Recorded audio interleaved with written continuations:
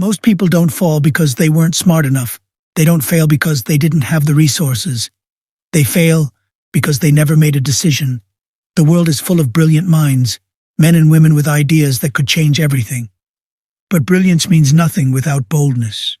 Genius dies in silence when action never arrives. You see, your life isn't defined by what you want. It's defined by what you're willing to decide. Every day you hesitate, every moment you wait, the world keeps spinning without you. There are people right now, less talented, less gifted, less intelligent, who are living your dream. Not because they were lucky, but because they decided they would. The greatest lie ever sold is that time will always be there for you tomorrow. But the truth? Time doesn't ask for your permission. It moves forward with or without your commitment. There comes a moment, a line drawn in the sand, where you either declare who you are or forever live as who you never became. So let's begin there, at the place where most lives go to die, not from failure, but from indecision.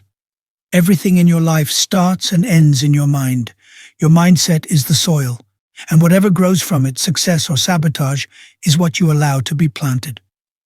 Napoleon Hill once said, "Indecision is the seedling of fear." And fear? It doesn't come like a storm. It whispers, it delays, it doubts, it convinces you to wait. But those who win, those who rise, don't wait for courage. They decide despite the fear. Your thoughts are not random. They are trained, conditioned, rehearsed. And every time you hesitate, every time you tell yourself maybe later, you are rehearsing failure. That's why mindset isn't motivation. It's discipline. It's forged in silence, not applause. It's the voice inside that says, no more hesitation. Decide who I am. Decide what I want. Decide now. Because if you don't program your mind for greatness, the world will program it for mediocrity. Belief is not about wishing. It's not about journaling affirmations without action. Belief is a decision backed by conviction. It's a spiritual contract with your future. And if you don't believe in yourself, the world will sell you a version of you that's on sale. Discounted, compromised, forgotten. Think about Thomas Edison. 10,000 failed attempts at the light bulb. 10,000 failures. But he believed the light was coming. He didn't ask if. He only decided when.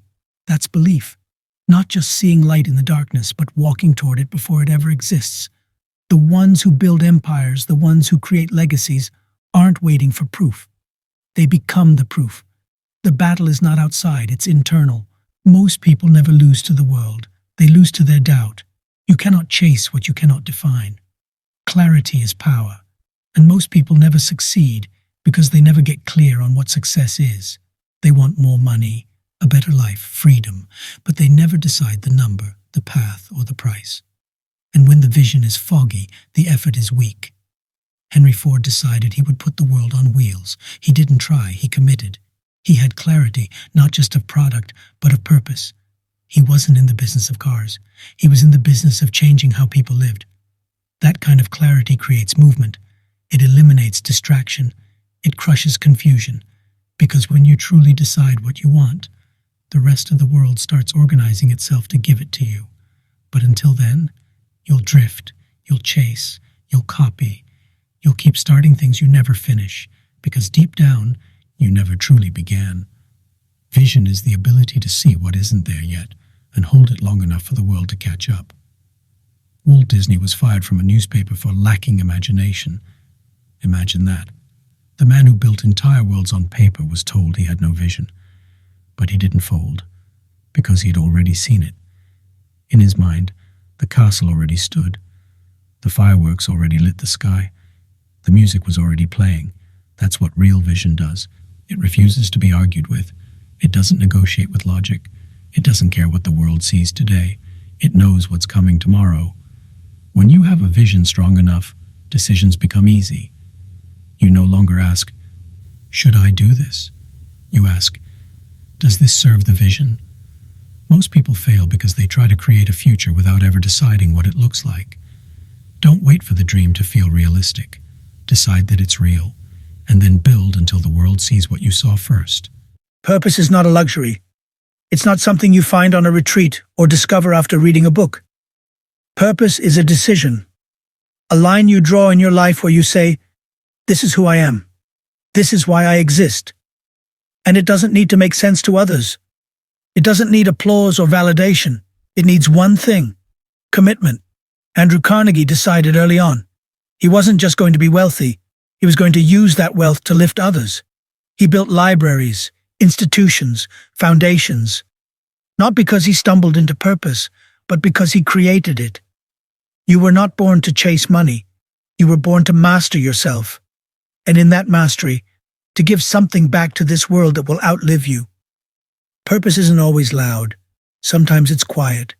Sometimes it whispers, "You were meant for more." You were not sent here to blend in. You were sent here to build, to shape, to lead. But you will never hear it clearly until you decide that nothing less will satisfy you.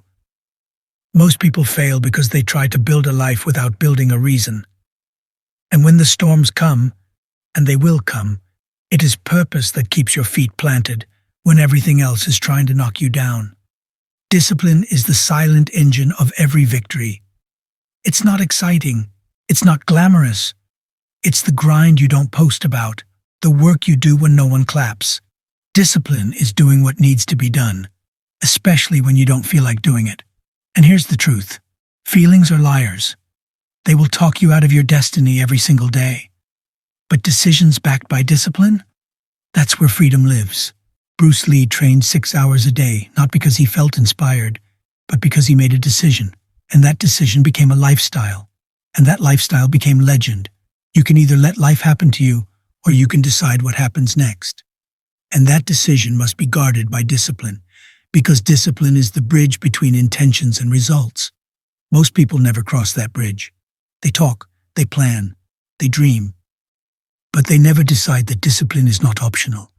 It is the cost of greatness. If your dreams don't demand discipline, they're not big enough. The enemy is not failure.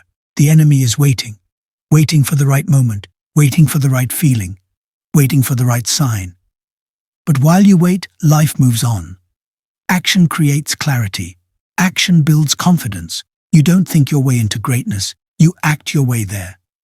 The Wright brothers didn't wait for aviation school. They weren't certified. They weren't qualified. They decided. They failed, crashed, adjusted, tried again until they flew. Action is messy. It's imperfect.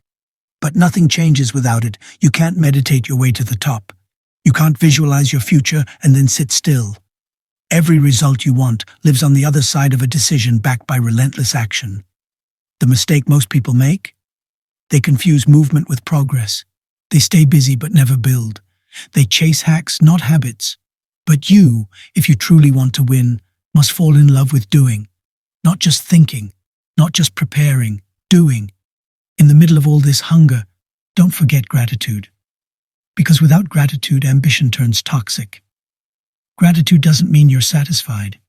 It means you're strong enough to acknowledge the ground you stand on even while you climb. Every step forward must be anchored by a deep respect for where you've been.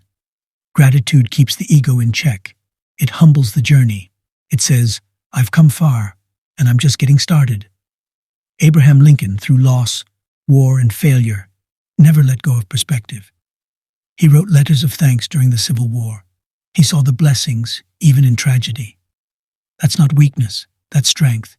Because when you're grateful, you don't quit. You don't collapse in the face of pain. You remember why you began, and that fuels you when nothing else will. Gratitude gives your ambition roots. It lets you grow without losing yourself. Most people fail because they forget to value what they already have. And if you can't appreciate now, you'll never respect next. The world doesn't reward those who cling. It rewards those who adapt. Life is not static. The rules change. The game shifts. The map redraws itself every single day. And if you aren't evolving, you're eroding. Adaptability isn't weakness. It's wisdom. The greatest empires didn't fall because of outside forces. They crumbled because they couldn't change from within. Kodak invented the digital camera and buried it. Why? Because they were addicted to what used to work. But comfort is a liar. Success built on yesterday's thinking will never survive tomorrow. You must be flexible in strategy but unyielding in purpose. You can change how you move, but never why you move. Think of Steve Jobs, fired from his own company, humiliated, rejected. But he adapted. He didn't cry over the door that closed. He built the next one. He returned with sharper vision, deeper clarity, and an obsession with creating what the world didn't even know it needed. That is the power of adaptability, to transform failure into fuel, to shift your direction without losing your destination. Most people fail because they want growth without change. But you cannot rise while clinging to the old version of you. You must be willing to outgrow your own identity. Let go of the patterns, the stories, the labels, and decide again and again, I will become whoever I must become to fulfill this mission. No one talks about this enough. The pain, the dark nights, the silent breakdowns, the days you question everything. But resilience? That's the quiet power that carries you through the storm when the wind is screaming in your face and the ground is breaking beneath your feet.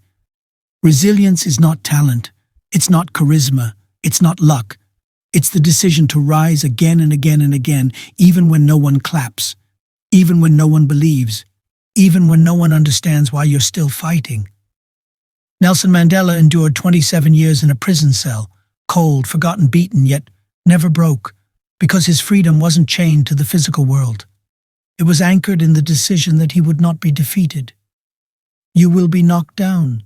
You will be laughed at. But those moments are not your ending. They are your furnace. You are being forged, not finished. Most people fail because they think pain is a signal to stop. But the ones who rise know this. Pain is the birthplace of power. The muscle doesn't grow in comfort. It grows under tension.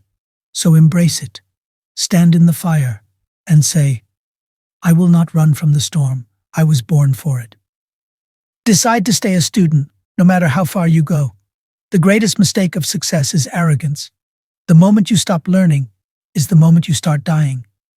Carnegie once said, as I grow older, I pay less attention to what men say. I just watch what they do. Because real wisdom isn't loud, it's layered. Read more. Listen deeper.